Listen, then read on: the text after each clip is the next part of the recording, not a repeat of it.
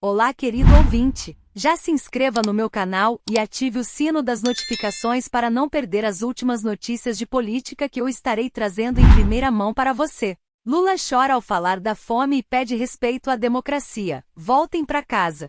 O presidente eleito Luiz Inácio Lula da Silva, PT, chorou hoje, 10, ao falar sobre a fome e pediu respeito à democracia durante discurso no CCBB. Centro Cultural Banco do Brasil de Brasília, sede do Gabinete de Transição de Governo. A democracia voltou com os braços abertos, para dar a cada um de nós a sensação, o prazer e a felicidade de que seremos capazes de recuperar a civilidade nesse país, declarou em sua primeira visita ao local. O petista pediu ainda que apoiadores de Bolsonaro que estão em frente de quartéis, clamando por um golpe militar, voltem para casa. Eles não sabem nem o que pedem, mas estão pedindo. Se eu pudesse dizer algo para essas pessoas, eu diria: voltem para casa. Democracia é isso, um ganha e outro perde. Eu não peço para ninguém gostar de mim. Eu só peço para as pessoas respeitem o resultado eleitoral, porque nós vencemos as eleições e vamos recuperar esse país, afirmou. Choro. Lula se emocionou ao falar sobre o compromisso que terá com o combate à fome no país. Se quando eu terminar esse mandato cada brasileiro estiver tomando café, almoçando e jantando outra vez, eu terei cumprido a missão da minha vida, afirmou, antes de pausar para enxugar as lágrimas. Qual é a regra de ouro deste país? É garantir que nenhuma criança vá dormir sem tomar um copo de leite e acorde sem ter um pão com manteiga para comer todo dia. Essa é a nossa regra de ouro. Lula. Pacificação com o judiciário. Ele também disse que a ida a Brasília é para pacificar a relação com as instituições, como o Congresso e o Supremo Tribunal Federal. Vim aqui para visitar as instituições brasileiras e dizer o seguinte: a partir de agora vocês vão ter paz, porque não vão ter um presidente desaforado querendo intervir na Suprema Corte, na Justiça Eleitoral, declarou. O governo de Jair Bolsonaro, PL, derrotado por Lula na eleição, foi marcado pelos atritos com o judiciário. O petista criticou o adversário, dizendo que ele tem uma dívida com o povo brasileiro. Agora que chegou ao fim, ele ainda não reconheceu a derrota. Seria tão fácil fazer como Alckmin, quando disputou comigo, como eu fiz 2 vezes com FHC, disse. O presidente Bolsonaro tem uma dívida com o povo brasileiro. Peça desculpas pela quantidade de mentiras que foram contadas nessa eleição e por duvidar da urna eletrônica. Já deixe seu like nesse vídeo para ficar por dentro de tudo o que acontece na política brasileira. Ele disse ainda que a transição não decidirá nada, mas fará uma ressonância magnética da conjuntura. A partir dessa situação, vamos discutir e tomar algumas decisões para começar o processo de mudança desse país. Relatório dos militares. Lula aproveitou o evento para comentar sobre o relatório da defesa em relação à segurança das urnas.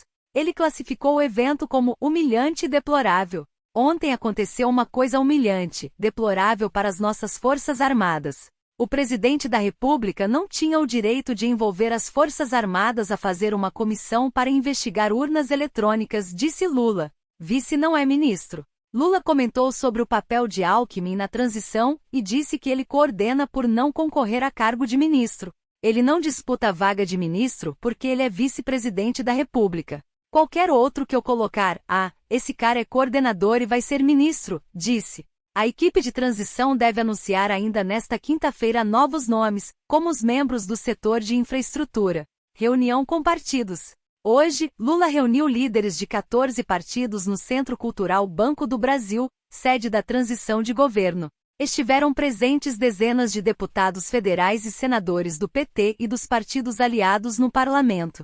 Eles começaram a chegar ao Centro Cultural Banco do Brasil por volta das 9h30. Às 11h, o público presente se reuniu no auditório do CCBB para ouvir uma fala de Lula, Geraldo Alckmin, PSB, e Gleisi Hoffmann, PT. Demonstração de força. Essa é a primeira reunião de Lula desse porte desde o resultado das eleições. Inicialmente o encontro aconteceria a portas fechadas, mas o evento foi aberto e acompanhado pela imprensa. Lideranças convidadas entenderam o convite como uma forma de dar início ao diálogo entre o governo eleito e o parlamento. PEC da transição. A PEC que procura abrir espaço no orçamento para o auxílio de R$ 600 no ano que vem foi tema presente nas conversas das autoridades. Hoje a equipe econômica de Lula deve finalizar uma primeira versão da minuta do texto, que deve ser apresentada ao presidente do Senado, Rodrigo Pacheco, PSDMG, nesta tarde. Relator da CMO, Comissão Mista de Orçamento do Congresso, o senador Marcelo Castro, MDB-PI, afirmou que o texto começará a tramitar pelo Senado, pois há um clima político mais favorável para que a proposta ande com mais celeridade. Posteriormente será encaminhado à Câmara, onde já há proposição semelhante.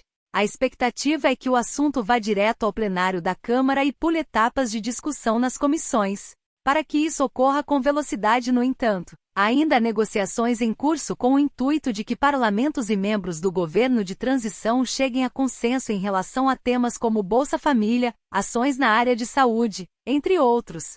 O que é importante a gente saber é que o tempo é muito exíguo. E nós temos que ser práticos e objetivos para poder aprovar essa PEC em tempo hábil para a gente fechar o orçamento e aprová-lo até o dia 16 de dezembro, afirmou Castro.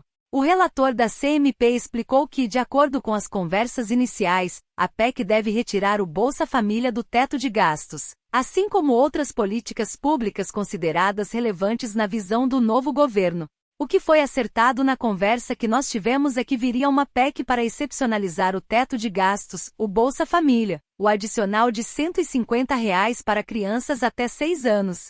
Isso dá 70 bilhões de reais. Teriam que recompor o orçamento da saúde com farmácia popular, saúde indígena, remédio para vacina, etc.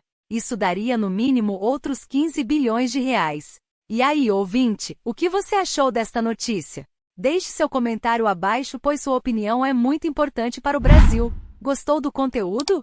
Deixe seu like e inscreva-se no meu canal. Já já eu trago mais uma notícia de política fresquinha para você. Muito obrigada!